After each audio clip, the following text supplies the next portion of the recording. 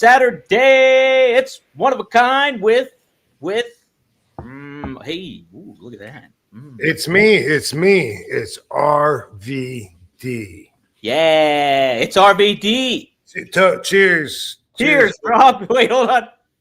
Chink. Go the other way. Boom. Chink. Oh, yours looks different than mine, I guess, because we just fucking nailed it on mine. Look at that. Is it the other way on your screen? Yeah, it is. It's the other way. Hold on. Okay. Well, yours is wrong because mine we just totally met up. Like, yeah. chink. Oh, dang it. Chink.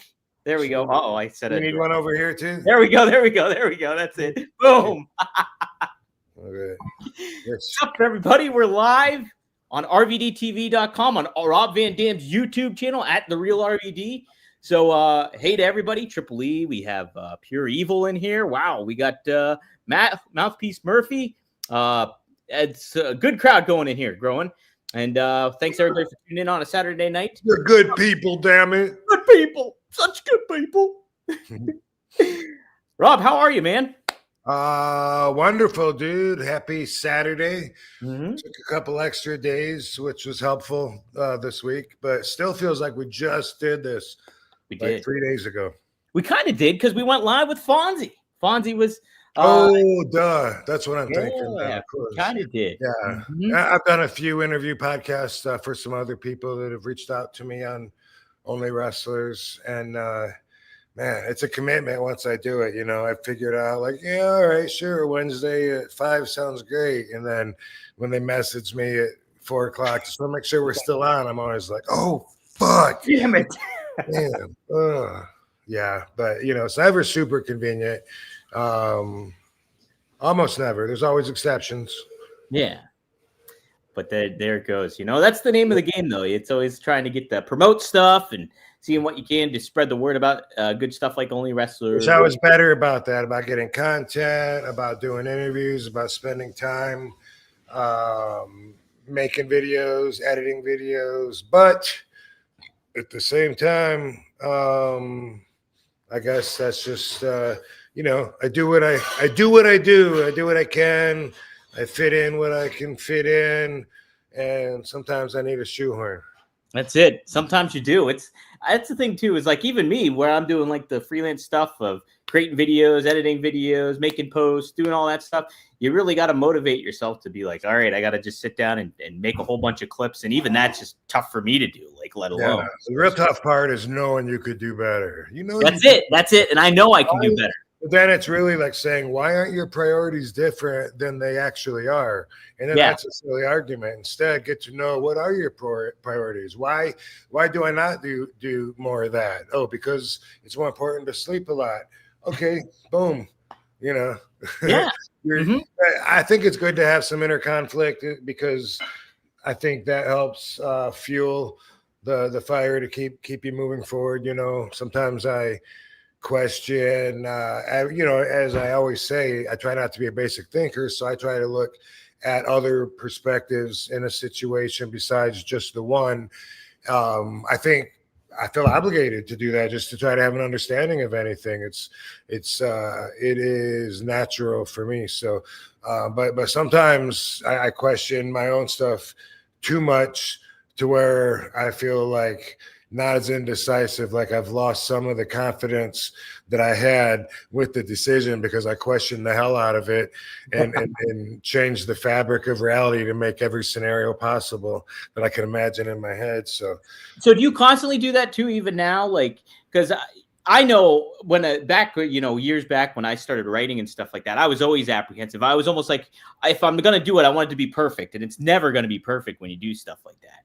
And it's just a matter of throwing it out there and putting it out there and then letting it go. It's just like it never, and that kind of got me loosened up to be like, okay, I can be a little bit more creative and do, but you still find that preventing you from doing things is like just getting over analytical about it and being like, oh, well, sometimes, yeah, you know, it comes and goes though, you know, like moods, you know, being really happy and motivated or being unmotivated or depressed or not feeling good or, you know, any of the above. Like it can, the thoughts go with how we feel.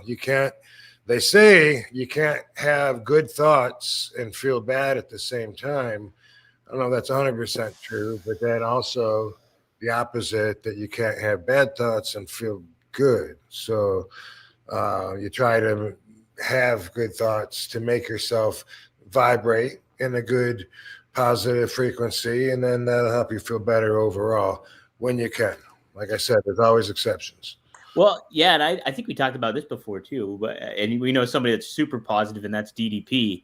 And I know, like, when he was helping out Jake Roberts, one of the initial things that he noticed about Jake, obviously had the substance issues, but like he noticed that Jake would always wear negative T-shirts, like stuff with negative connotations on the T-shirts, and be like, "You got to take that shirt off, change your shirt, and put something different on there." And Jake's like, "Why?" Because it's like that's all you're giving off negative energy with all that kind of stuff. And even just little things like that is really interesting too. I think a lot of people love taking pictures of them flipping the camera off and shit, and it's like that gives me negative energy usually. If I'm scrolling through Instagram, then I see people doing that, then I'm just gross. Be happy. Why are you flipping me off? Yeah, fuck you. Hey, fuck you too. Well, shout out to people. Maddie, I was concerned you weren't going to make it because I couldn't contact you. I usually try to message Maddie before we go live just to let him know. Oh yeah. But yeah, he's here. He made it. He gave us a super chat even. 420 time Van Dam fam. Did the money clear on your side, Rob? Oh, I think he meant for the figure that he bought or something. Right. Yeah. As far as I know, like I'll check into it. I saw one place on my profile where it says that it is in. Mm-hmm. I don't know where the hold was, but my partner did, and I haven't talked to him about it yet. So I'm gonna assume yes. All right. Yeah, get the logistics and all that stuff sorted out is always good. Hey guys, if you have any questions, feel free to use the super chat like Maddie did. Feel free to just ask a question. Sometimes I try to keep my eyes peeled. Sometimes Maddie sends me photos. Mm-hmm. Sometimes other people too will send me a photo or a video on the message center, but I can't see them. I don't know how to see them. It just says sent photo, and I can't click on it or anything. And that's something to maybe we fix that on our end, but I don't know if there's a way. I wonder if you can put photos like in the chat room. Probably not. You might be able. Well, I don't know. I haven't messed with the chat room. I did see how to go live on there and stuff like that too, and that seems pretty easy. It's pretty straightforward. Yeah. And it's at the top of all the pages, community chat, so it makes it really convenient.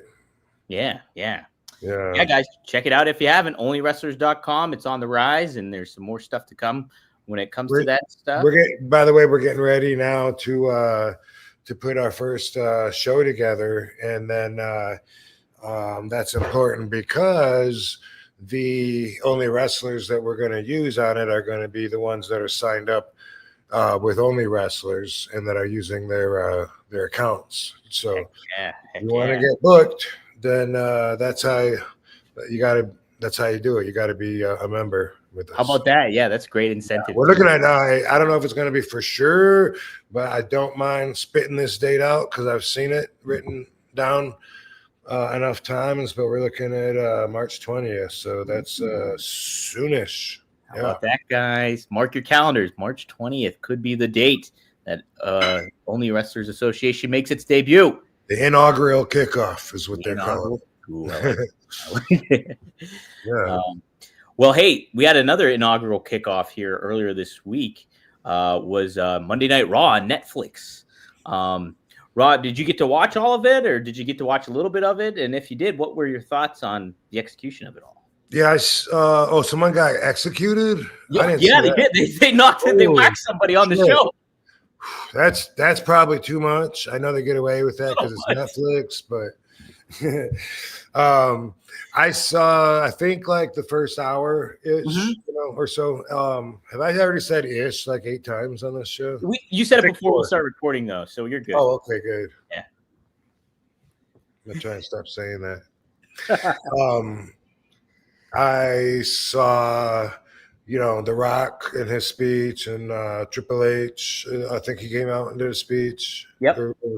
Saw a match or two. Didn't see the whole thing in its entirety, but of course I did see video of Hulk Hogan's part of the show on every single website and news platform that there is online. Like everybody picked that up, and they still are. Yeah. Why is that such big news? Look, I don't know. It's just like it is, and it's makes mainstream websites too. Like I mean, like news sites.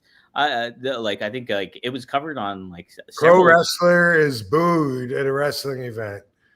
I don't understand why it's so hot. And I mean, Hogan, he's controversial and quite possibly the most recognizable celebrity on the planet. So, you know, I get where that's hot, but you know, they light him up and they let him cool down, light him up, lights himself up and cools down. You know, he goes through the cycles always, and always seems to dig himself back out mostly and then bury himself again. And this one, you know, I'm trying to figure out, like, why is everybody so into this moment that Hulk Hogan got booed? And I think maybe one factor that I suspect, but I don't know, is, you know, everybody wants to fakeify wrestling so much so they can feel, people don't like to feel like they don't understand something, anything really, but they want to believe that they do have an understanding of how everything works. And I think that people, maybe one of the reasons that it's such a big topic is because people are thinking this wasn't their plan. WWE didn't want people to boo him. Hulk didn't want people to boo him.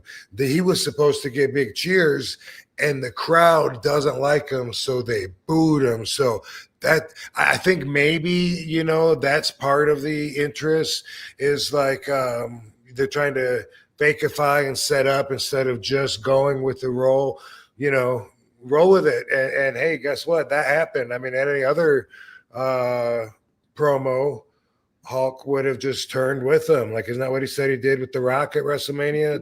Yeah, like, you know, right. like, look, we got to change some things, brother. I mean, you know, it's so I don't see how it's that big of a deal. You know, I'm confused by it a little bit. I wonder what people think in the chat room. Yeah, give us your thoughts on it. A lot of people say it's because of the political leanings with Trump and everything like that, and I think partially that might be something to do with it. You know, they're in California; it's more like Democratic there. But that's why he received boos, or that's why it's such big news. I think that's why it's such big news. I think the fact that he was at the rally and he was at the Republican convention, and like he was the highlight of that night. Is it just the left side? Oh, what do you mean it was the highlight of the night? Well, I think when the Republican National Convention happened, yeah, Hogan really stole the show that night. Like, okay, yeah, you know, from that. And so I think that he was a lot in the mainstream mindset of that. Like, Hogan was the big deal that night. And then here he comes out, LA, you know, first episode of Raw on Netflix. The crowd just boos him.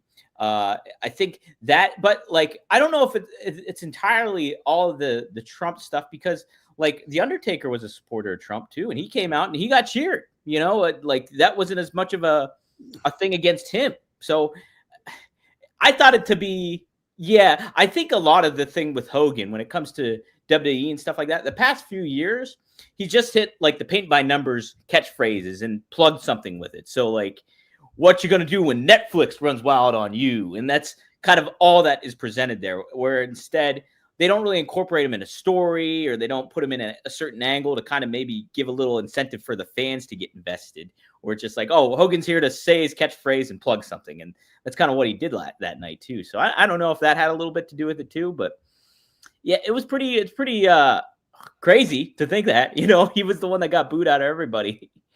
So. Yeah.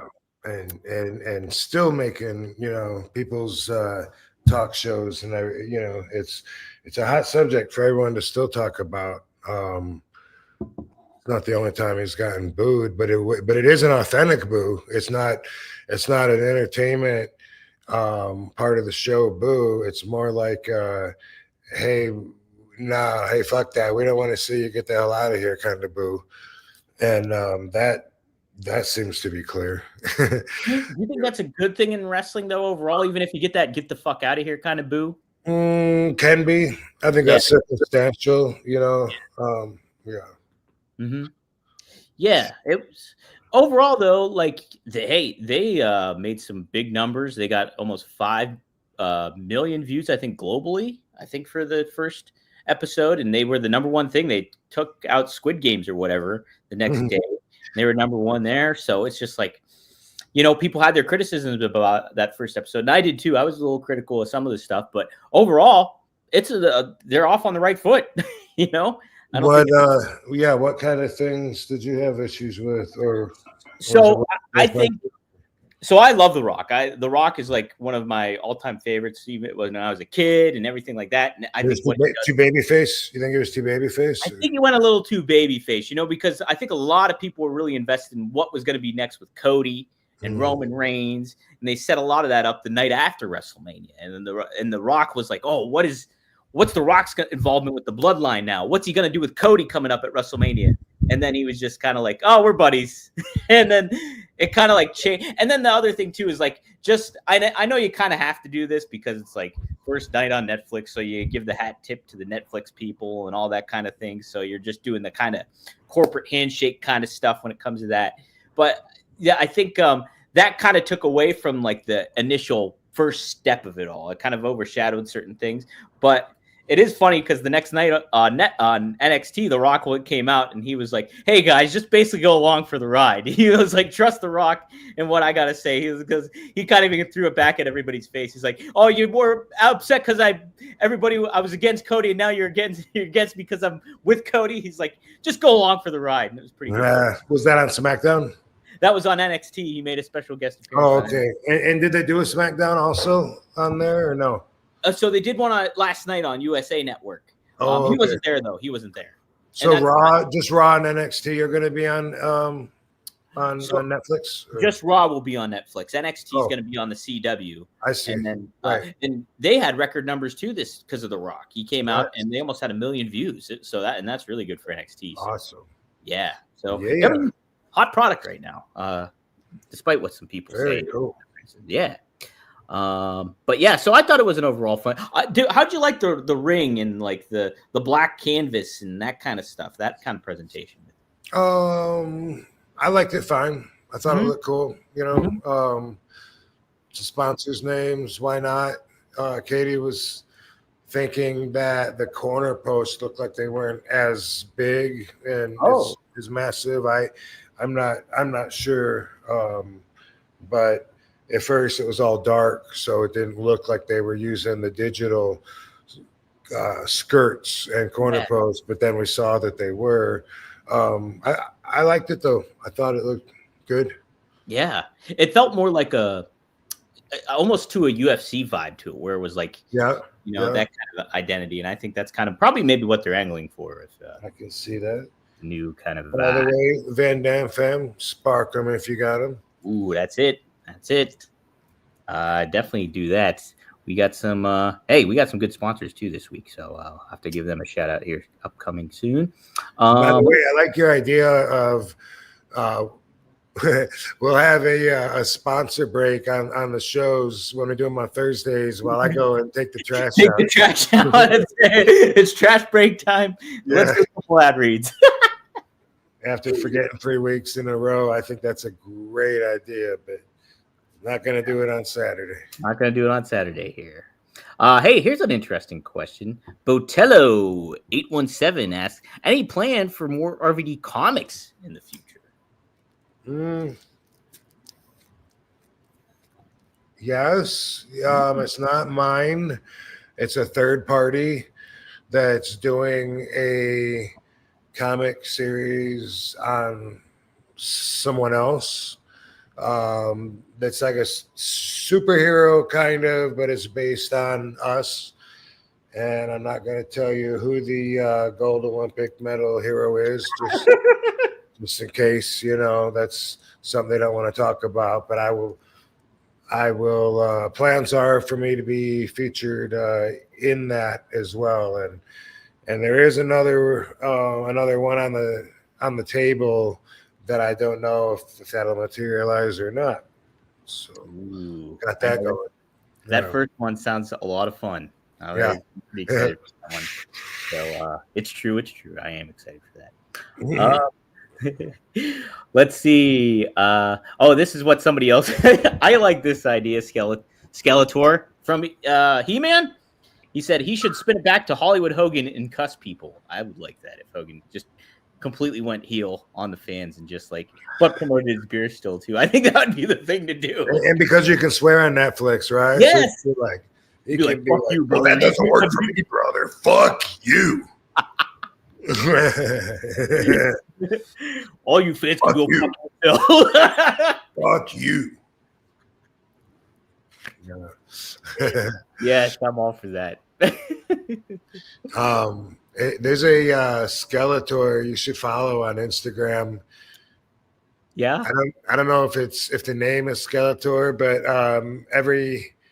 every message, at least one a day, but it's just funny quotes. Skeletor comes running up to you and he says something, remember, it takes 3 wipes to realize you only needed 2.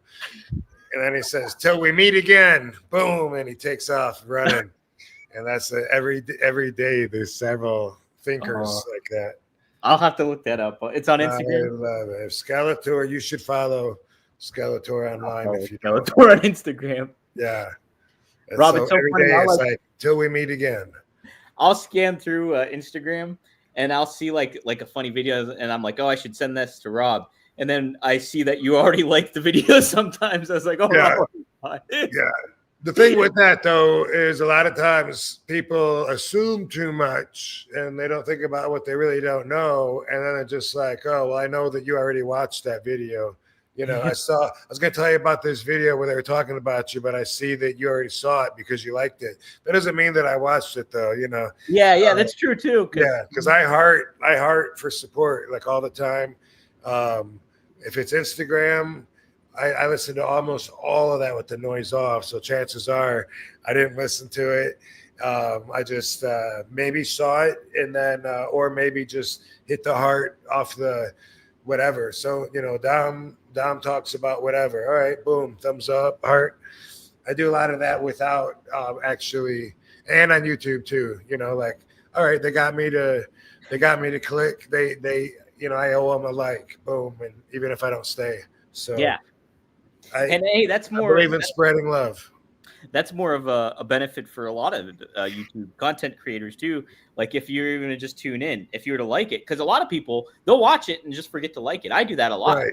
You're right. Yeah, I know it makes a big difference in what everyone's trying to do with the algorithm and just getting the fucking just actually even universally that works in life. Usually, you just start the flow going, Yeah, that's it. Yeah. That's it. Hey, we have a first timer here. Hi, Michael Kane McKinney. Welcome. Be sure to give us a shout out, like and subscribe if you haven't yet already. Lucio, shout out to you too. Michael Kane McKinney. He didn't have a question? No question. If you have a question, feel free to chime in. Welcome, Michael Kane McKinney. Yes. Cool name. It's a powerful sounding name. It is. That you could MKM. You could even shorten it like that. Michael Kane McKinney, motherfucker.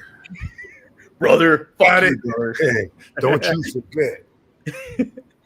Stamps asks, did RVD see Travis Scott walk out with the joint on Raw with Jey Uso entrance? Did you see that? Triple H said on the post show that he was glad Jey used the just say no method. It looked like Travis offered him a hit of the joint. Did you see that, Rob? No, but I've certainly heard about it a lot. Yeah. Yeah. Somebody said RVD crawled so Travis Scott could run. Is it Travis Scott? That's the name, right? Travis Scott, that's his name. Yeah. No, I think that's cool. A lot of people think that's fucked up that I got suspended and had to drop both world championship titles just for having possession in my car and being charged with that, having a pending charge. Boom. resulted in that severe punishment that I just told you about. And a lot of people think that doesn't seem very fair. And then here's Travis smoking on camera, but On Raw. huh? On Raw too, nonetheless. On Raw, yeah. But yeah, so you got to realize, that's good. That's good. We're moving in the right direction, and that's how laws change. That's how morality wins, and the overly tyrannical conservative powers to be loosen up their grip a little by little. You got to realize just in say the 60s, right? So we're 60 years ago, 50, 60 years ago, it was not legal for Travis Scott to even walk in the front door of that building because he was black, right? That used to be the norm. If you're black, if they let you in a place, you're going to go in the back door, through the kitchen, probably get some really shitty seats or something. Nowadays, no. Now it sounds ridiculous.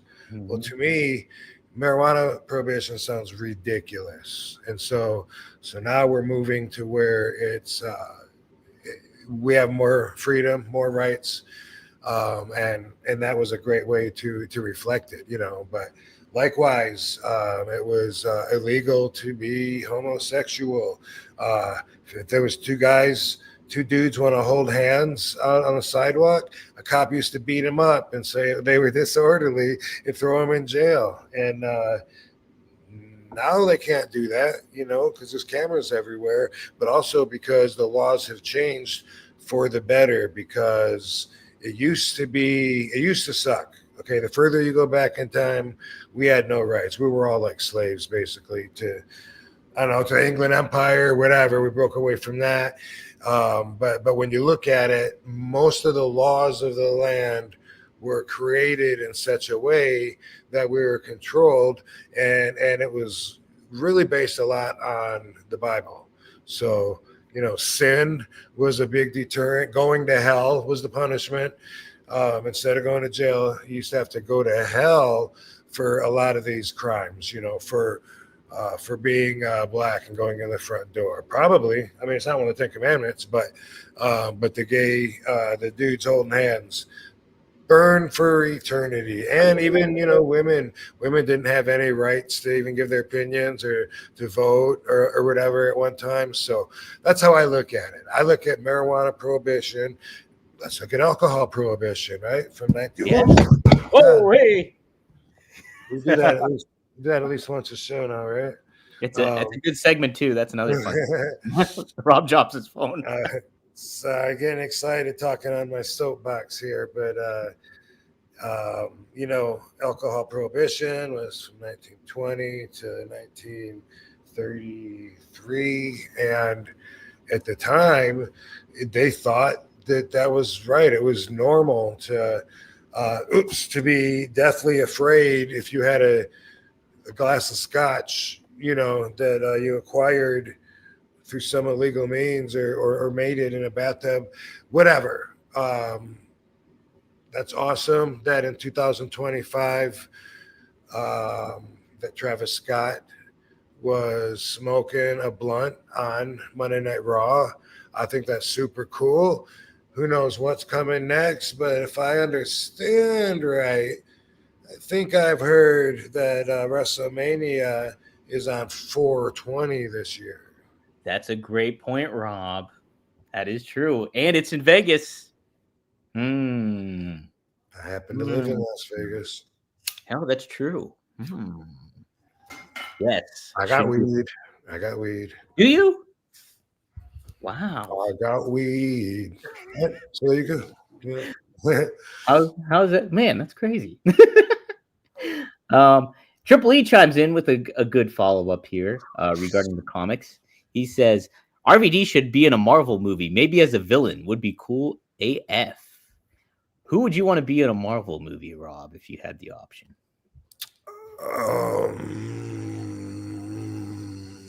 I don't know, man. You'd make a good Ghost Rider, I think.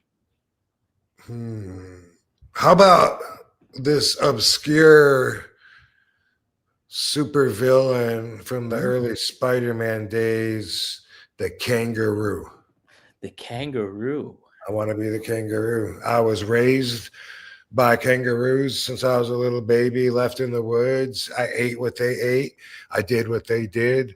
So I travel like jumping around, bouncing and shit. I got hops. Dude, that'd be perfect for me. Have you seen my legs, Dominic? They're huge. They are huge. You're like, you got hockey player legs. I'm a kangaroo. A kangaroo. Oh, man, Rob. Yes, you would fit this. Long hair, everything. Yes. That's me. I'm going to save this image and pop it up here in just a second. That part is made for me. You would be the kangaroo. Boy. I'll even let you slice open a pouch in my stomach if that's what it takes. That's what it takes. Okay. A papoose. Rob would have a papoose. All right, hold on. I got to figure out how to. Is that what it's called? Say what? Is that what it's called? A papoose? I think so. A papoose? Is that what it is? I don't know. Never heard that. I think it's a papoose. Here, Rob, check it out. This is the kangaroo right here. Or at least an early iteration of him. Look at that. Sweet ass necklace. He had long hair. He's jacked. You know, he looks a lot like He-Man from Masters of the Universe. He does look like a lot like He-Man. Like, I bet he gets mistaken for him all the time. You know, like he's in a grocery store and people are like, oh, excuse me, He-Man? Oh, He-Man? No. I'm sorry, obscure, unknown villain. People that never really made it to the top 5, top 50. Man, yeah, you would be a great kangaroo, though. He's in the encyclopedia. I mean, he made the Marvel Encyclopedia, so he's not that obscure. He's still there. We've seen worse obscure characters get put on Marvel movies, I think, than the kangaroo. I'm happy to. I hope I do him justice. You will. You will. We'll get. I don't even know who direct. Oh, Kevin Feige. We'll get him on the line. Let's see. Seeing if there's any other good questions. All right, Rob. I did want to touch upon this. I don't know if you got to catch this clip, but somebody's been making the news. 2 ECW guys have been making the news. Well, 3, because Mike Awesome, Masato Tanaka, and Stevie Richards. Stevie actually had some comments he made regarding the match that Masato Tanaka and Mike Awesome had at One Night Stand. Awesome match. No pun intended. It was. I tell you what, Rob, that was the match of the night for me that night, was that match. I think it was on the first one too. And if I'm not, and you weren't wrestling, so it was kind of like that was a bummer, like that you weren't going to wrestle that night. And when Mike Awesome and Masato Tanaka put it, they stole the show, I think. But here's what Stevie had to say about this. This is only a 2-minute clip from James Romero. He hosts the Dutch Mantel podcast, and Stevie Richards. Hi, baby. See you, Katie. She leaving. All right. So here's the clip, Rob, and let's get your thoughts. Yeah, let's see it. Now let's go back to a wrestling move. This is what I don't understand. These guys are immensely, especially awesome for his size. He can do a frog splash every bit as good as Eddie Guerrero, as Rob Van Dam. Hey. Definitely better than the Usos. Look at this. There's that camera cut from the Savage Elbow. It's great to be able to cut on impact. And dare I say it, it's probably the lightest move he can do. Like, he took care of him. There he is right there. Hi. Regular power bomb. I love Austin. See, that's what I don't understand. The highlights, they might be out of order, but I don't think they are. He power bombed them from the apron through a table and just folded them in half. Then he does a regular power bomb. This is where, for everything Mike Awesome could do athletically and physically, he had zero psychology. His psychology sucked. This is your, what would you consider this as far? This is not your main course. This is like eating your ice cream first before the main course. It makes no sense. And that's what makes me feel bad, because they made their mark here.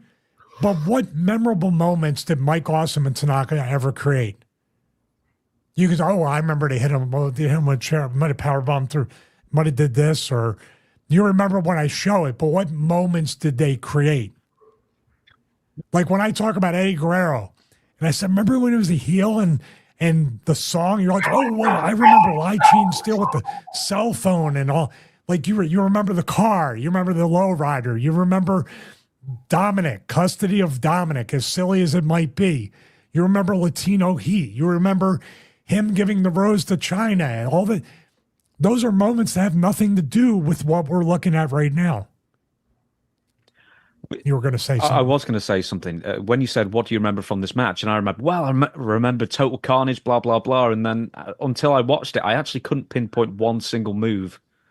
Other than that, I know that chairs and tables and power bombs and splashes and everything else were involved. But you can't actually... It's like the entire match is one moment, if you're pinpointing a moment. It's a blur. It's a blur of moves contained within the bell ringing in the beginning and the end. That's it. All right.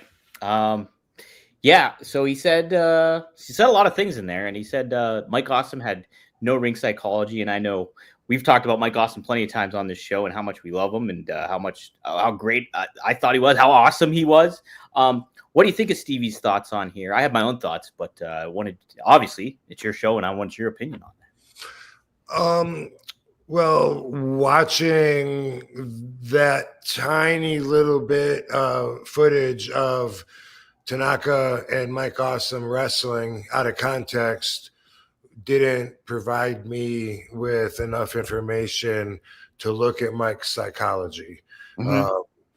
It's possible that what Stevie says is right. I don't know. When I look at myself back in ECW before I came to WWE, I think the same thing about me, at certain points. Definitely not as much. I might have had a little bit of a hint, a little bit of a clue, or maybe not back then, because my wrestling definitely changed after I went to WWE, and I got to really plug myself in more to where I could really make the moment last and feel that pain of that powerful move and get the mileage out of it and share that pain with the fans. And back in ECW, there was a lot more no selling, like you forget what happened 5 minutes ago in a 30-minute match because everyone's fresh on their feet. That's something that is an indie-rific quality. I see it in everybody back, in their run prior to WWE. WWE fixes that about you really quick if you're gonna last with them. So that's what I think. It could be true. I would have to watch a whole match and then give you my opinion, because I never looked at Mike looking for this particular criticism of whether he used psychology or not. And like I said, at the time, from my perspective, from like 96 to 2001, I really didn't understand nearly as much as I did once I went to WWE 2001. Oh, so okay, that's an interesting point then. And I thought he was talking about like memorable moments, like takeaways and stuff like that.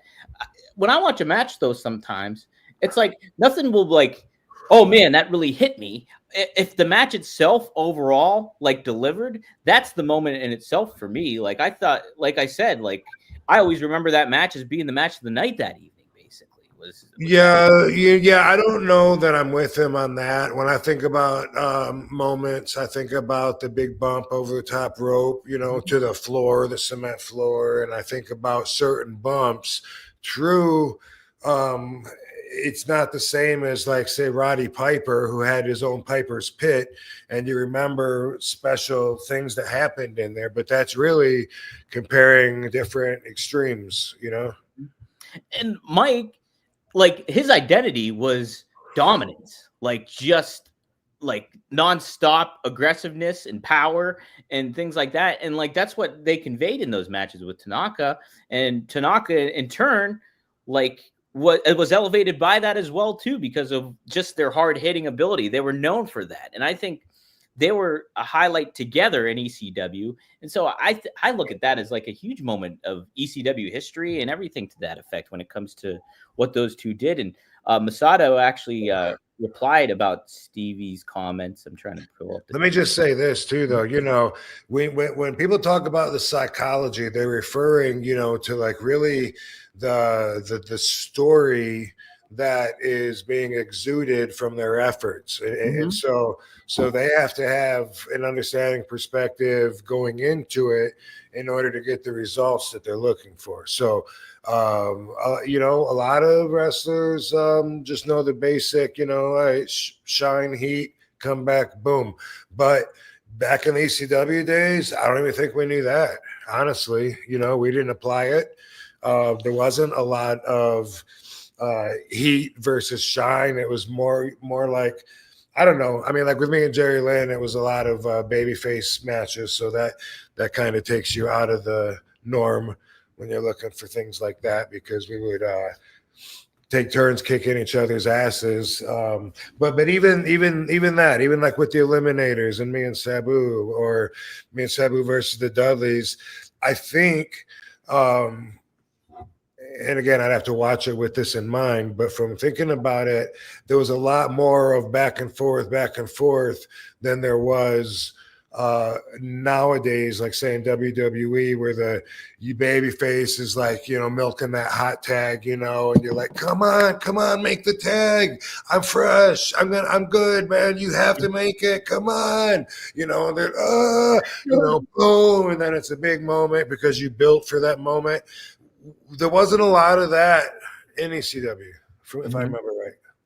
Yeah, and I think too, I don't know, give me your thoughts on this too. So how I look at it is, back then, like, yeah, there might not have been a whole lot of like that, what you're talking about, like, hey, hot tags and looking for the baby face and anything to that. But the fact that what you guys were doing was so fresh and new made it something like really stand out. Like it was the alternative to what we were used to seeing with pro wrestling. So like the facts that people are going through tables and like fighting back and kicking out after chair shots or whatever it may be. It felt new, it felt fresh. But nowadays, and plus you guys were characters still. You still had your own personalities. You had charisma. Not that wrestlers today don't, but I think there's a lot less of that of a focus in today's modern wrestling. And then you have that, okay, back and forth, kick out of this, kick out of that, where there is less psychology. Back then, you had the combination of having characters and personas and identities, but you also had that fresh new thing of boom, back and forth, back and forth, back and forth. And then, so I think that kind of added to the ECW incentive for people to watch. I don't know. Does that make sense, Rob? I think so, but I mean, some of it I could possibly defend, and some of it I wouldn't bother. I would critique it. Even my own work. Looking back then, a lot of what we did is why you have people on AEW nipping up after getting 3 pile drivers. It's something that used to be special, but everything is more special when you go back in time and before it was done. And then the more and more it's done, then the less special it is. That's true with anything, right? Yeah, absolutely it is. Yeah, and the kind of loses its luster after you see it time and time again. And I think you'd get to see it too much a little bit nowadays and everything. So, but yeah, Stevie's a smart guy, and I always liked Stevie.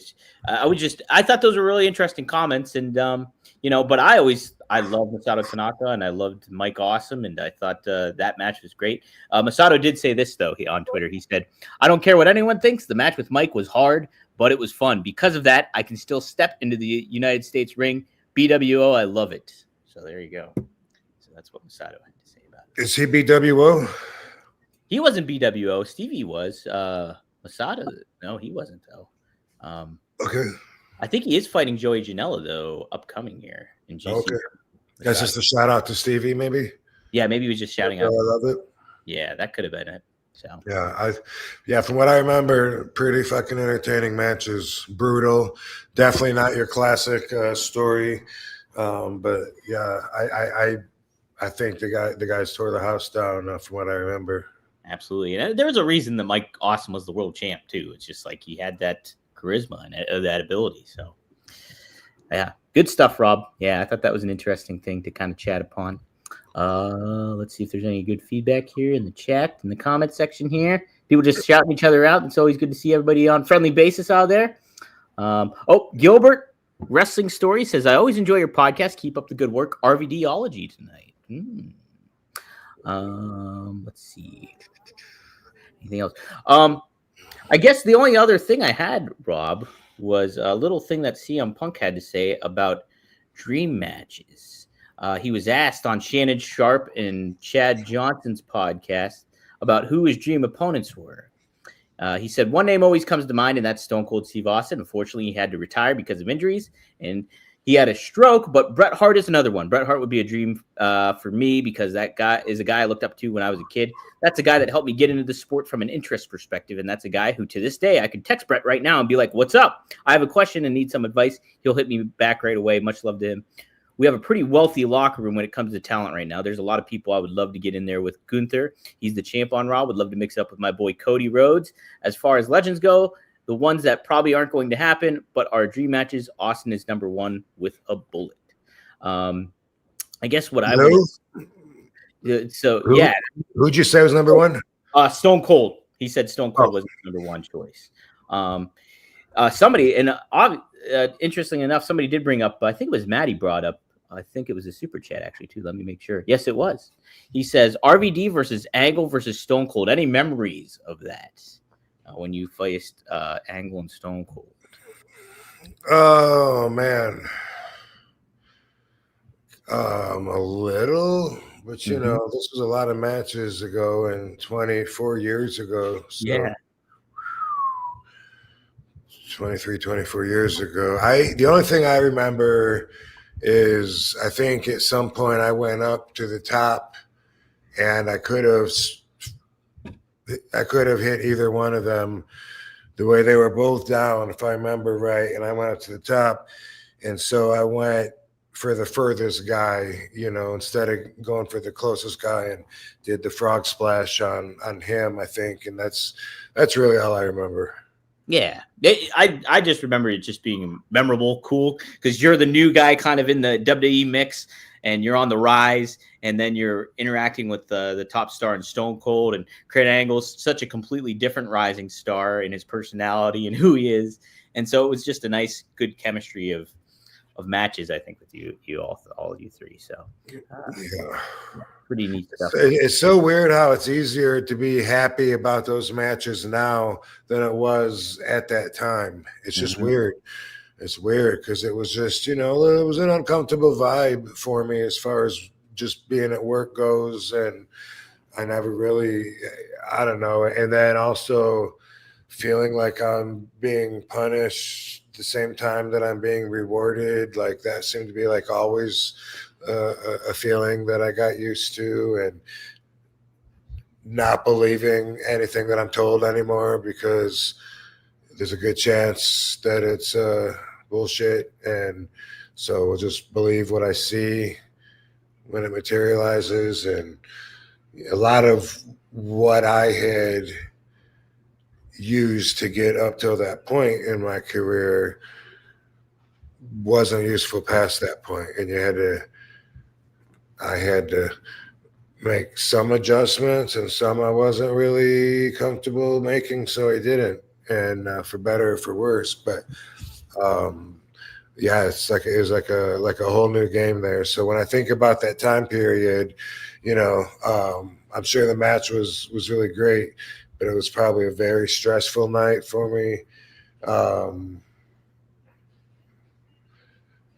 probably felt like I was being held back, even though they were pushing me, and I can see that now. At any given moment, like if you've been told we're going to do A, B, and C, and instead they just do B, then all of a sudden you're not as happy about it. You know, it's like, hey, but you know, I was expecting something different or whatever. But I think, you know, during that time, is that also when I did the leg drop on Kurt and busted his chin open, or was that a singles match? Because I did that on the table, the announcer's table. I had him facing down. I dropped a leg, and then it got sensationalized because his beautiful wife went online and said some stuff about me. Oh, I don't know. I'm not sure. I It was can't around remember. that time because I was working with Kurt, You and it were. must have been a week before, a week after, or it was this match, maybe. Hmm, You know, interesting. Yeah. question for YouTube, Chris. But yeah, he had his face down on the table, and it busted him open, and then she was saying because I also had busted quite a few people open at that point. So this was early 2001. Yeah. Hardcore title, probably. But I'd already busted open like Test and Booker, and Stone Cold was soon before or after, somewhere around this time. Probably more people. And Raven. Well, anyway, Jericho. Um, that was part of it. She was like, he needs to go back to. They need to send him down to OVW so he can learn how to wrestle and instead of hurting everybody. And Kurt came up to me one time at the TV and he goes, "Hey," he goes, "Man, I'm sorry about my wife. Just ignore it. You know, she I said, dude, what are you talking about?" He goes, "Oh, you don't know?" I was like, "Dude, what are you talking about?" He goes, "Oh, just just when you hear some stuff, just ignore it." He goes, she went and did an interview, and she talked about stuff that she had no place talking about, and like people are going crazy with it right now, because she was talking about you, and I was like, "Oh, okay." Wonder what that is. I wonder what that's about. Yeah. That's But we've made up since. Yeah. Yeah. You and Kurt are great guys. Both great guys. Me and Kurt, and also Karen. Yes. And also Karen's a great gal too. Karen is too. Yeah. Shout out to Austin too. Frankie. Hell, shout out to Jeff Jarrett. Shout out to Double J too. Connection. He's going for the world title in AEW now. That's awesome, dude. And he's what is he, like 58? Yeah, he's something like that. He looks great. He's still got confronting MJF right now, and that's going to be a good little feud they're going to have going. So I'm excited for that. Hey Siri, how old is pro wrestler Jeff Jarrett? Jeff Jarrett is 57 years old. Okay, sorry, I added a year to him, but cool, man. You, I met him in 90 when I was 19 at USWA, and I just thought of him as already being older, established. I thought of him as being a veteran, even though he probably wasn't, but just because him and Robert Fuller had the tag team championships. They were the big baby faces every night. His dad was the promoter, and so he had that number one babyface push kind of position, and because of that, I just thought of him as like already being a veteran and shit. But damn, he must have been 21 when I was 19. Wow. No, wait, he's 3 years older than me. How old am I? How old am I right now? He's 3 years older than me, and then so 20. You're 53, right? I just turned 54. Oh, okay. So yeah, okay, 3 years. Yeah, so when I was 19 in 1990, I guess that would have made him 22. Not quite the veteran unless he started when he was 12. That's so crazy too. I was just talking to my co-host Robert on Rumored Innuendo. Robert Fuller. Not Robert Fuller. No, Robert Stud. But no, and like where I was talking about, he was saying like how Jeff Jarrett was almost like the same generation as another wrestler, and I was like, no, I think he's a generation above almost. But it's so crazy to think about, like, because I almost consider you two different generations of wrestlers. Me too. Yeah. That's weird, but I guess I'm wrong. We're wrong. We're wrong. We're in this together, bro. We are. I thought of I would have thought he was definitely. I mean, he already had I don't even know. I thought he had a mustache and everything, but who knows? Who knows? I just remember him coming by in the gym one time in Indiana, Jeffersonville, I think it was called. But we'd work out at this gym, and I was squatting, and I had like 4 plates on each side, and I was doing reps with 405, and he was He came by and he said, Rob, we're working tonight, right? Yeah, I know. And I was like, with his ass Sabu, why did he say that? Probably just because it's so heavy. That's what I do. But I did. When I was with WWE, I wasn't doing my 405 squats on a day that I had to wrestle anymore.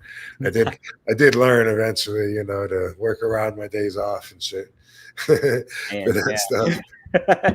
Yeah, that's got to be an adjustment too. Trying to work out and picking your days and like knowing the schedule. That's another added element of pro wrestling. Frankie actually has a question regarding this a little bit. Frankie, thanks for the $5. He said, when have you wrestled in the ECW arena since ECW died? There's been a couple times, I know.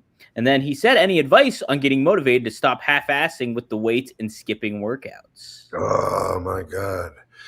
That's a tough one, dude. Well, let's talk about the arena. I wrestled Rhino there, and I got inducted into the whatever the Hall of Fame is in the where they put the banners up on the wall. Yeah. Yeah, I don't know what they call that, if that's a 2300 Arena Hall of Fame. But and I wrestled Rhino then, and that was 2 years ago, I think. Maybe that was just last. Holy crap.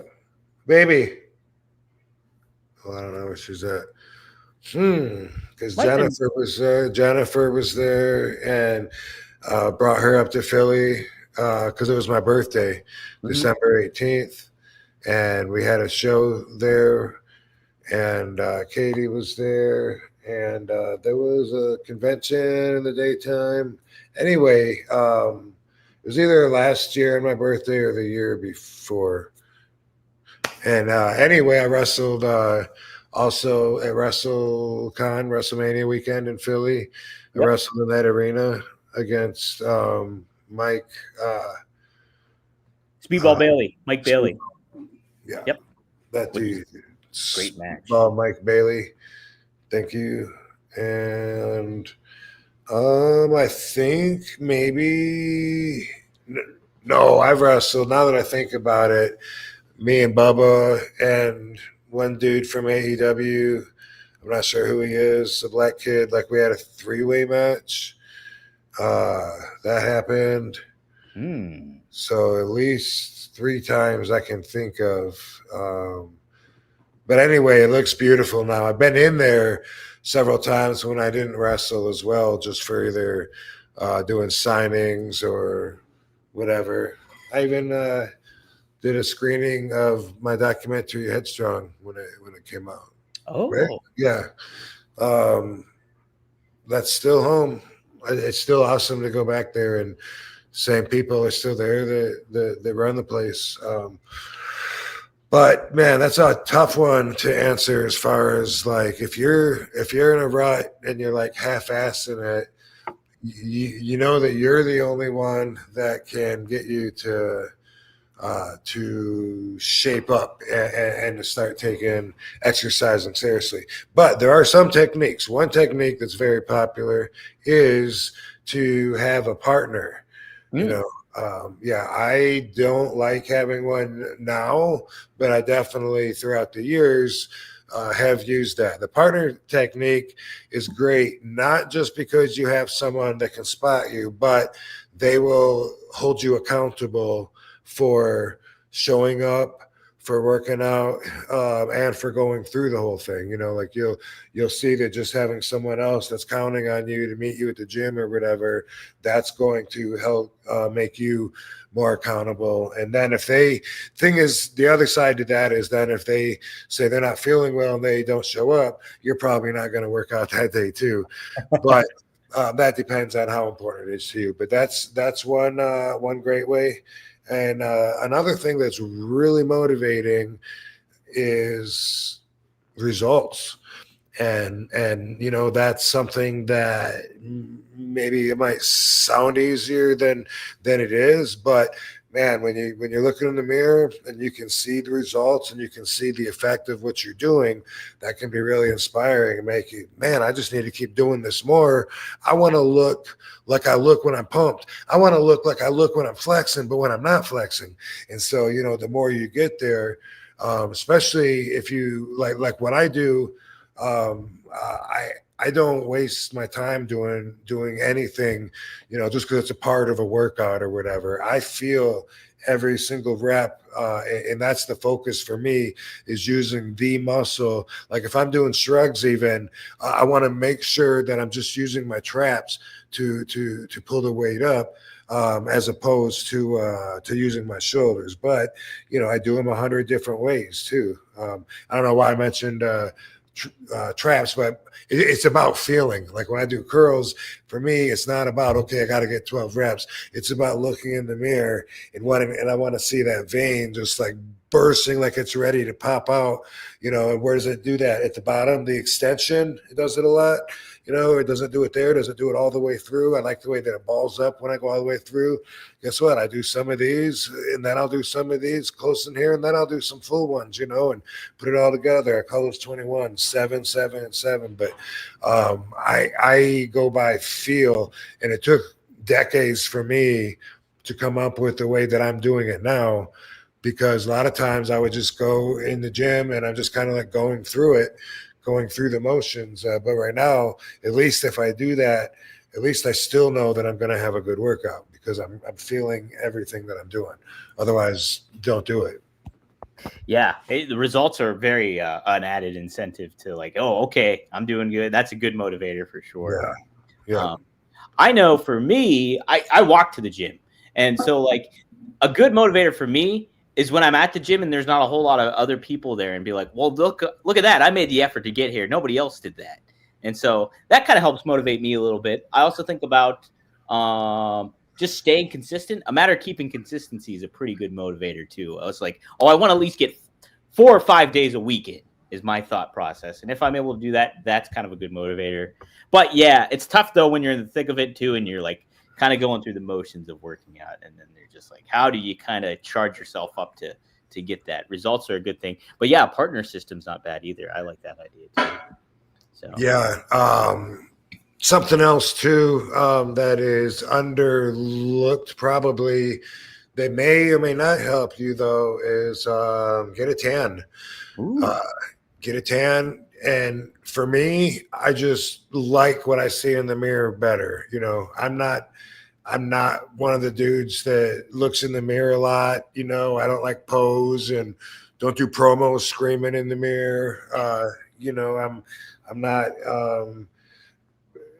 particularly happy about what I even see in the mirror. You know what I mean?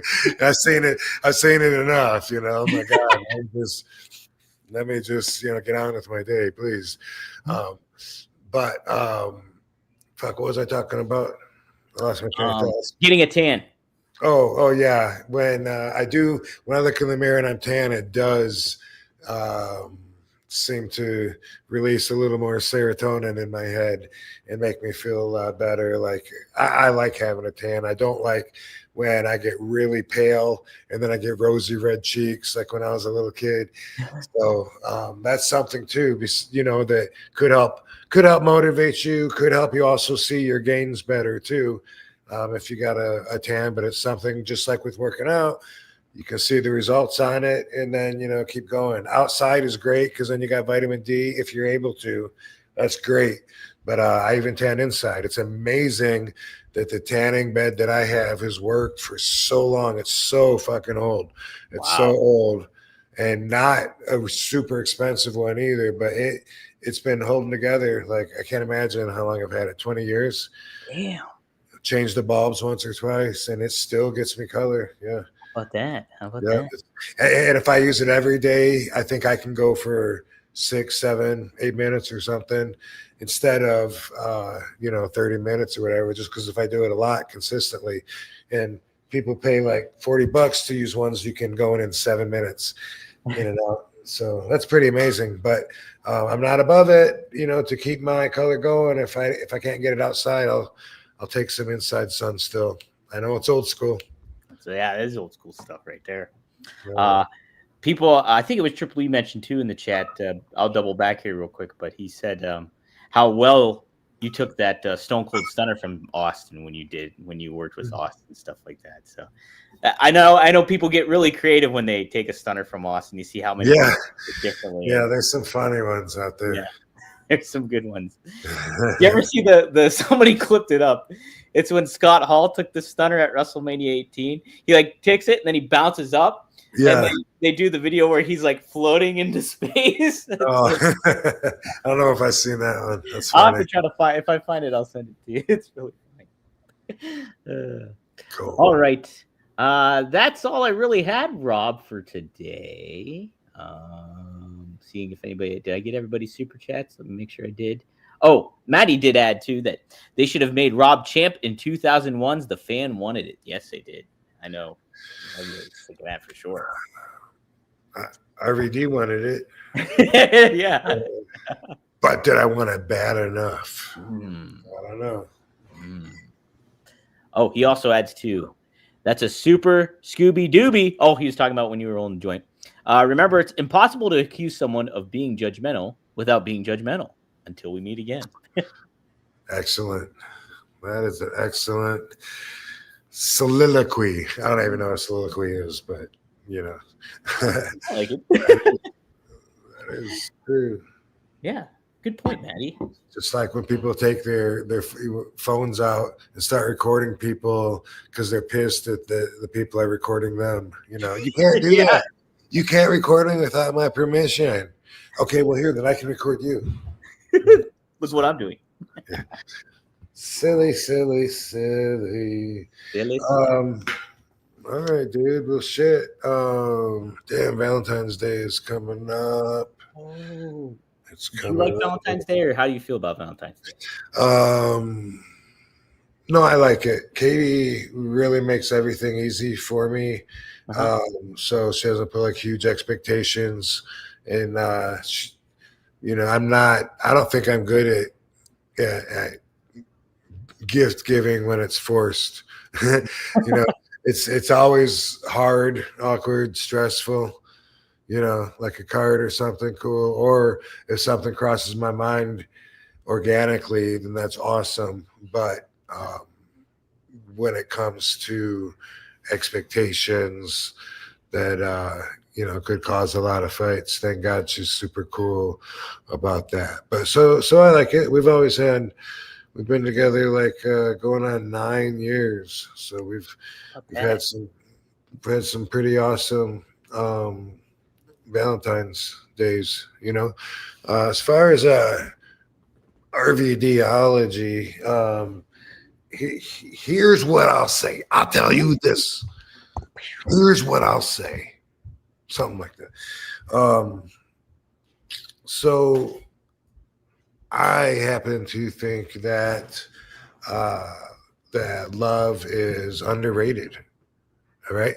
So I want to talk about love. You know, what is love? Well, I mean, the scientists would tell you that it's a hormone called oxytocin that's released from our brain when we're stimulated by certain things. Mothers have this when they are holding their babies and breastfeeding their babies, so that they will love their baby, and I believe it's passed through their milk somehow. But oxytocin, and you can get it as a peptide now. You can get anything biohacking, which is awesome. But that's how they use. That's what they use as evidence in animals to prove that animals are capable of love. They have oxytocin levels, and I use Instagram. I love the animal love in Instagram. Just it's so amazing how they stick together and help each other out. You know, especially in wild when they don't even think anybody's watching them. Like animals are amazing. The ones that travel in a pack and they don't leave one behind. Help them, you know, to climb over a wall. Come on, buddy, on the count of 3, we got you. You know, we've all seen that, whether it's raccoons or otters or whatever. It's really cool, and it's something really natural. I can tell you that uh, because of my connection with Katie, I can tell you that I never really was in love before. Even though I was in my mid 40s when I met her and was married for a long time. I thought at the time that I was in love. It was the best that I'd had up till that point. But having the bigger picture now, I know that, constantly being mistrusted, my evil ex never, we didn't have trust. We didn't have a bond. We weren't each other's closest people. We were not really happy. We would fight a lot because we weren't a good match. So it wouldn't take much to throw one of us down that road, usually her. But I get it now. It was just, and she was the first one, by the way, to be able to say, I don't love you anymore. And then, come on, let's go to divorce, couples counseling, some shit, let's see if we can work it out. And then she said it again months later. Yeah, I don't love you. I was like, oh, that's right. Like, you said that a long time ago. That must be real. It's like, holy shit, like all these months, I forgot about that even. And I was, at the time, I thought that I still loved her. And really what I loved was I loved the idea of having a commitment and being able to be true to it. I loved the idea of having loyalty in myself, not from her. But for me, those are like hero qualities, like Knights of the Round Table should be brave and loyal and honest. I happen to I love honesty. I hold that as one of my more important values, more than maybe anybody or most people anyway that I know. I don't expect everyone else to have my values. But anyway, what I'm trying to get to is I can tell you, like right now, that I'm so thankful that the relationship that I would have stayed complacent in for all the wrong reasons, just because I wanted to be good on my word. And, you think you're disappointing a lot of family and stuff like that if you split up. And I'm not telling everyone, split up, but you know what you got, though. And by the way, if your spouse isn't the closest person to you because you lie to them, you cheat on them, maybe your buddies have secrets that they don't know, then, that's a way that you choose to live, is how I think.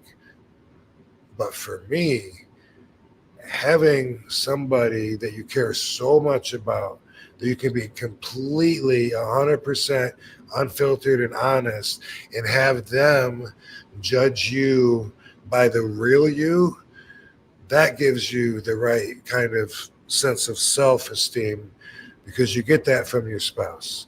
And if they really know you and you validate you, big W, that's a win. What a great feeling over lying to somebody and having them think that you're somebody really that you're not, and then you gaslight them and tell them it's all in their head. And what a scummy way to live. I did that when I was 19, 20, whatever. I thought I was supposed to, but ooh. So in my opinion, you can love or hate. I think love is underrated. I think that being fulfilled is underrated. When you're fulfilled, you don't need anything. And it's a really comfortable, secure feeling. And some of you might think, well, I'd be fulfilled if I had $50 million or if I had, the this or that. But really, if you can find a way to fulfill your dreams and actually feel fulfilled, again, big W. You know, if someone wants to say some weirdo wants to challenge me to an arm wrestling match or something at a out at a bar or whatever, you know what? If my ego is fulfilled, then there's no reason for me to accept it. What I have to win versus what I have to lose is way against me if I did lose. But unless it's just for fun or it's a tournament or just sportsmanship, in which case that would be okay to do it. But if it's my ego because somebody wants to test their ego against mine, I try not to make those decisions. And anyway, I think I'm getting sidetracked from the big L word, but it's about being fulfilled. And if you can find ways to fulfill yourself, you don't need anything. And if you don't need anything, well, I think that's good. True, that may not coincide with other ways of living, you know, about like, you got to always have that drive, man. You always got to be getting better each day. You know, you got to grab it before someone else grabs it. And, you know, that is one way of living. But with the RVDology way, I think it's better to spread love than hate when it's comments online even, you know. By the way, Katie's super cool with spreading love and cheer and support, you know. I like that I can put fire or the heart on other girls, wrestlers, friends, Instagram things and tell them, yeah, I'm supporting them, you know. I said on our show, we're talking about the cowgirl from hell, Tara from Tara. Yeah. Mm-hmm. Yeah, but we were talking about that, and I said I'm in love with that girl. Sabu said afterwards, "Are you and Katie getting divorced? You were sounding creepy." Sorry if it came out that way. I didn't mean it that way. I don't know her that much, but I was just referring to the oxytocin that was pouring out of my brain. You know, when I was engaged in the conversation for the first time with her, like, whoa, this chick's awesome. But that's all. I mean, I don't know if she has a boyfriend or husband. I don't know what she's into, whatever. She's a friend. And I don't see me and Katie like ever splitting up because we get along so damn good. But you can't force it. You can't make it work. Really, you can't change. I don't think you can change like into love. But, you know, hey, arranged marriages work. So you can make the most out of what you got, and I'm not rubbing your face saying that what I got is happiness on earth while you're stuck with settling or whatever. I'm so not trying to say that, but I think ultimately we really want to love ourselves. And we want to be able to love ourselves. And that's why our ego can be offended if somebody puts us down, gives us a reason why we shouldn't love ourselves as much. Like, what? He thinks that I couldn't do that, you know? And so then my self-love then is misplaced, you know, because he's saying I'm not as cool as I think I am. And then the ego jumps in. The ego's a motherfucker. It doesn't think with emotion first.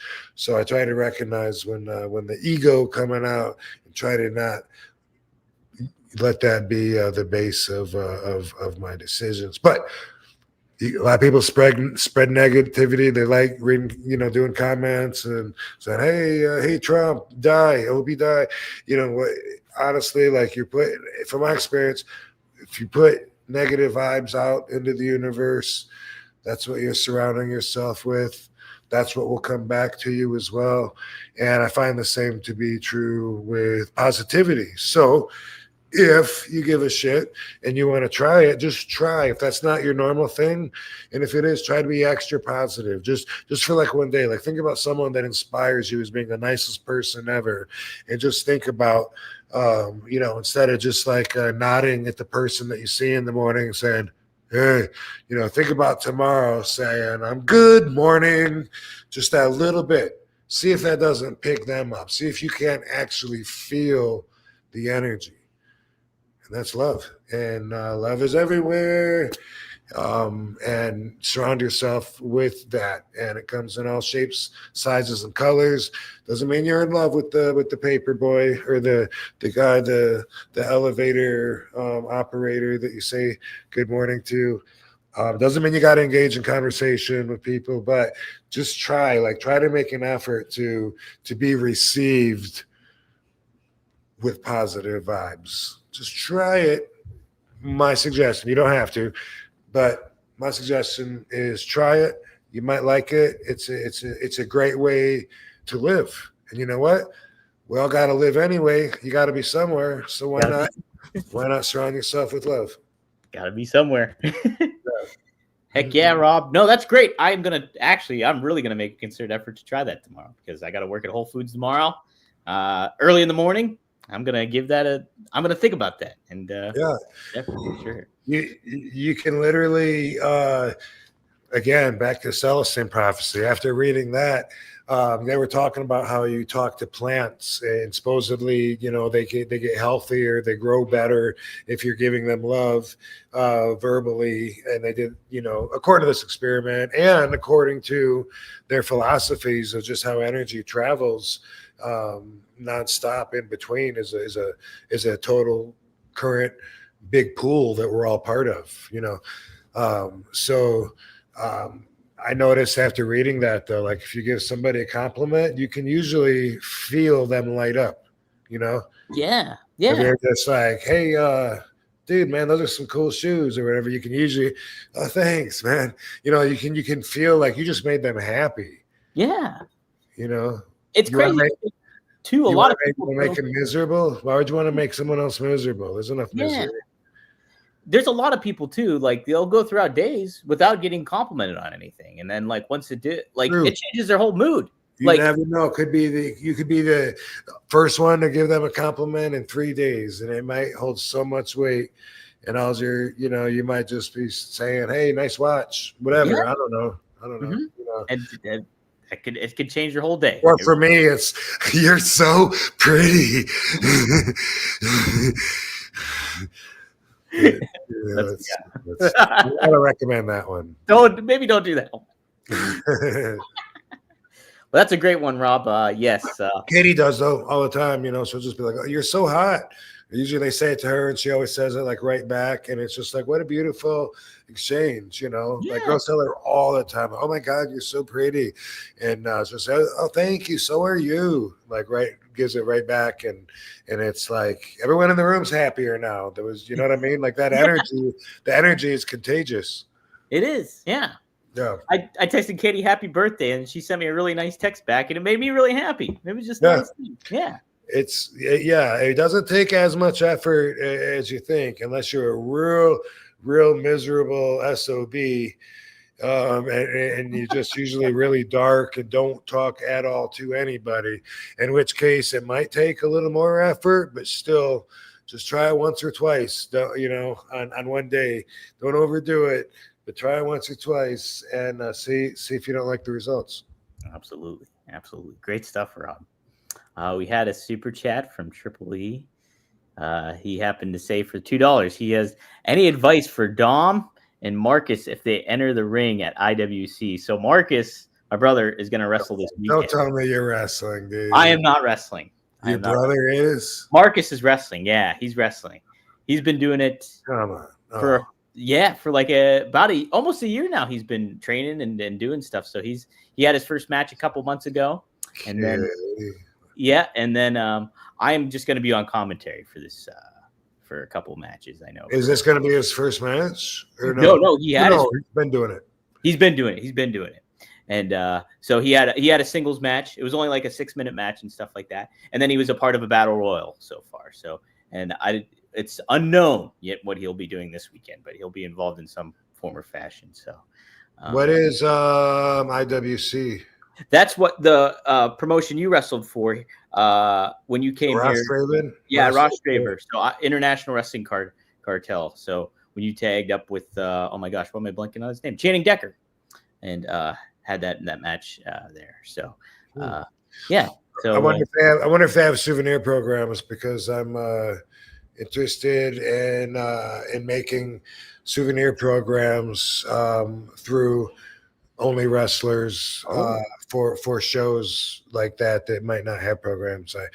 I was I had the idea for JCW. They said they don't have programs, and I said, boom, let me, we'll put them together. Just you give me the list of the stars that you have on there, and then we can put the QR codes on the profiles of the talent so that it goes to only wrestlers profile so people can follow them, so that because that's what it's about, is extending the moment. Like, there you are at a live wrestling show as a fan. Yeah. Maybe you get to meet the wrestler at a table, right? That's so cool, get a picture, but then what? Now it's like, man, that was so awesome, best night of my life, but now it's done. So that's what only wrestlers is for, is like, hey, you can extend the experience so y'all can still keep in touch. You can follow his content of exclusive stuff. He can get as close as he wants to. You can message him personally. Anyway, that's what it's really for. So if we could be in the programs, and the fans that are at the arenas, at the shows, all get the programs, then I think it would help them catch on, to what it's about. And, you're building a relationship, a bond with the wrestlers, and not to mention being part of the association moving forward. Yeah. Well, I'll talk to them about it this weekend. Cool. Yeah. We'll see if we can facilitate. But when is the match? So January 18th is Saturday. Okay, 1 week.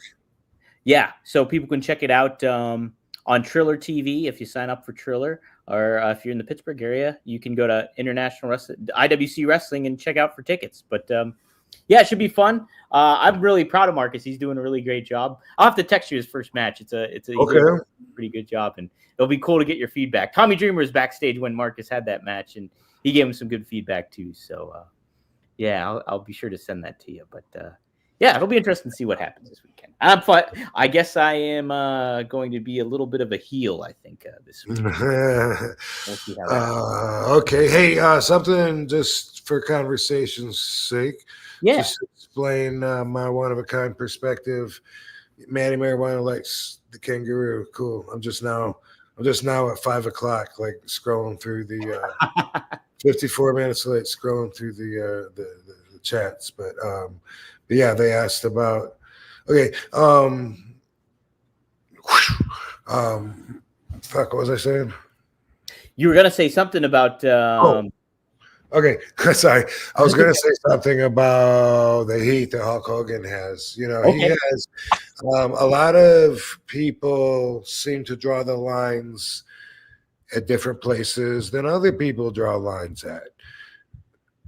Some people will get mad at somebody just for them associating with somebody that doesn't have the same values as them.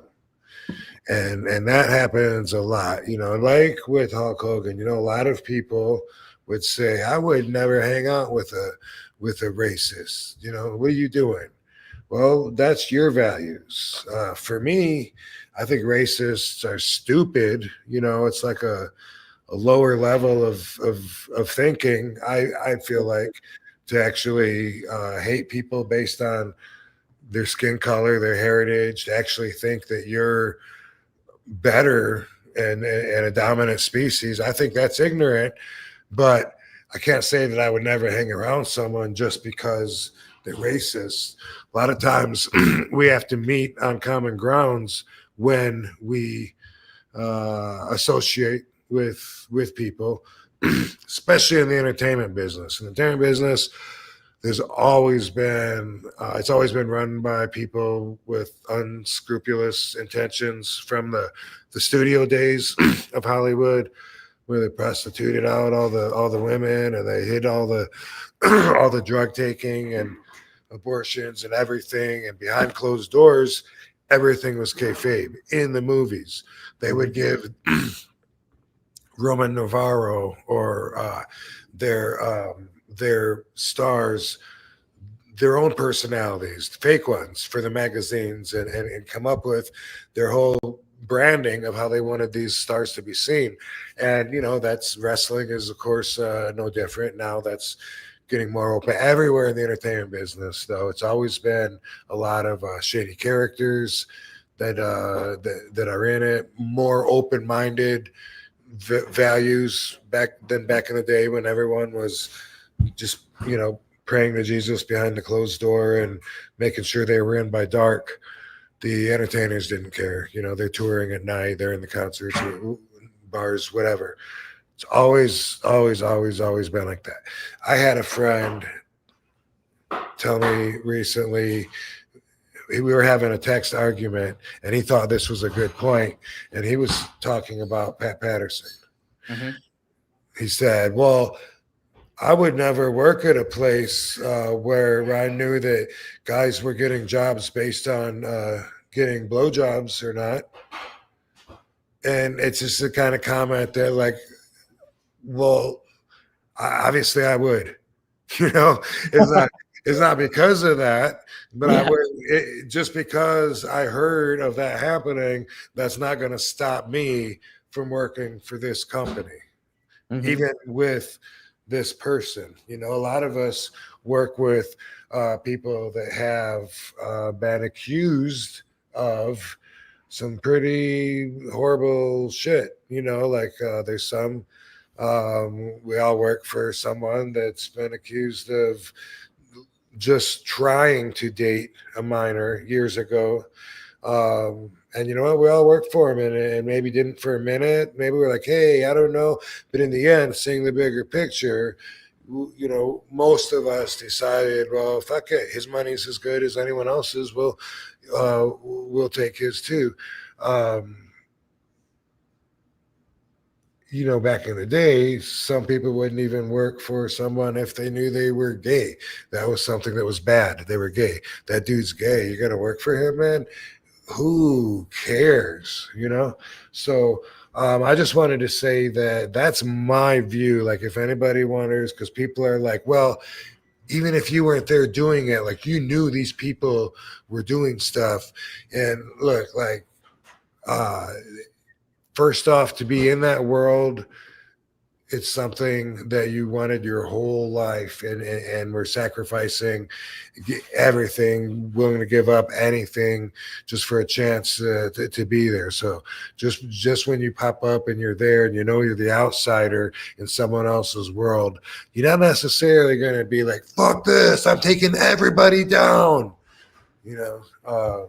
Not most people, at least not that would have that drive, those goals, those desires that it would take to even get there. So that's why they can't understand, because they wouldn't be there. But I know I have some black friends that don't like racists at all. And I understand that. And I have some that don't really care. Bruce Jingles has a joke. He says, I'll get high with a racist. I don't care. And I can't go on to say his joke because he says the N-word, now that I think about it. But he's just like talking about smoking with someone, and someone, yeah, Negroes, I hate Negroes, but not that word, And he's like, he said, he'll go, yep, they can be a problem. That's his joke. And, I'm sure he tells it better than I do. That's a different joke, yeah. But anyway, a lot of people that I know, and again, you trust people with a certain distance. Everybody, you trust some people way more than you trust other people. But there's a position for a lot of people, and a lot of people that would say, I would never be friends with someone that's obviously a racist. Well, if that doesn't bother me, because we're not talking about racist things, what about if I felt like I wouldn't? What if I felt like I wouldn't want to be around somebody that beats their wife? What if, to me, you beating the hell out of your wife, domestic abuse, is a worse crime than saying the N-word? What if I felt like that? Does that make me a racist? Because I certainly think that that's a pretty bad crime. It's physical. There's a victim that gets beat up from it. But I think a lot of the people that would stand on this side of the fence of a racist, like, for instance, Hogan, no, Hogan's let's throw him away. Let's get rid of him. If he is or not, is that a worse crime than beating the shit out of a woman if you're a man? Because that's more popular within certain demographics of the community, let's just say. And I think it's a valid point. So anyway, it's going to be very rare to ever meet someone that has your exact same values. So it's always going to be somewhat of a compromise depending on where you want that person in your life. If that is your soulmate and you love that person, if you really love them and you would do anything for them and you want to live longer to be with them, then congratulations. That sounds very fulfilling and sounds like you found love. Yeah, I mean, no matter where you go, no matter what business or genre or anything you work in, you're going to deal with people that you don't necessarily agree with on value-wise or anything like that. And it's it's just the way life is, right? I mean, coexisting, whether you like them or not. It's just you work with people you don't like. it's just all part of the stuff. Some of the people watching this probably know somebody that's killed someone. But sure, yeah. And they've learned to forgive them or whatever. It's just someone in their life. And at the same time, they're going to focus their anger on the N-word. And I don't mean to make it sound like that's not a sensitive issue or anything. Sure, yeah. I'm just like putting it all out there and saying that you got to think about all those other things too. What if you're hanging out with someone that's a bully? They're not cool. Bullies suck. Bullies do suck. Racism's bad. A robber, felon. Ooh, what if you're hanging out with someone that's a felon that's actually done time? Ooh, for you to judge someone else just for them even associating with someone, unless that person did something personally to you, in which case I would understand. Sure. You know what I mean? Yeah. Jingles was talking before that he was going to be still friends with my evil ex. I'm like, great. Why don't you go out to have dinner on me? Because the rest of her life is on me, motherfucker. That's different. Yeah. You're going to do that. You're on that side of the line. But if it's someone that didn't do anything personal to you and it's just about their values because they don't vote the same way you vote or whatever, how can you hang out with someone like that, man? Oh my God, what do you talk about? And like the thing with Hogan too, he's such a public figure and his household name, and he's changed the wrestling business and everything to that effect. There's a lot of people. Yeah, some people do not like Hogan because of his past and what happened, but other people have been willing to be like, I still like Hogan. I like Hulkamania. I appreciate what he did for me as a kid and everything to that effect. He's polarizing. He's very polarizing, right? Yeah. But also, like most people that I know that are 70-ish or older are a bit racist. It's a different time. Like, it's not that's an excuse, but it's just like that. Yeah, I mean, like lot of that. They spent so much of their life during like segregation that for them to just change their thoughts instantly would be like me being able to understand a cell phone instantly, even though they weren't around when my brain was developing and shit, Yeah. Kind of like that. Just 2 years before I was born, segregation ended. And it wasn't just instant, because people had their feelings and those feelings, a lot of those people are dying out. Except for like the activists, like the KKK and skinheads and weird people like that, haters, weird haters that with issues. I don't know, man. What a weird thing to be proud of. It is, isn't it? Yeah. But the great thing about it all is, hey, you can make your own decisions and feel how you want to feel about somebody or feel, whatever. And but I think being able to coexist is another attribute of life. You just gotta, oh boy, whether you like dealing with a person or not, sometimes it's just like that's the way life is. It sucks in certain ways, but it's tough too. But great perspective, Rob. I dig it. Cool. Mm-hmm. All right, man. Good talk. Good talk. Good talking, sure. Thanks, everybody, for tuning in. If you like what you're seeing, be sure to sign up for Only Wrestlers. Go to onlywrestlers.com.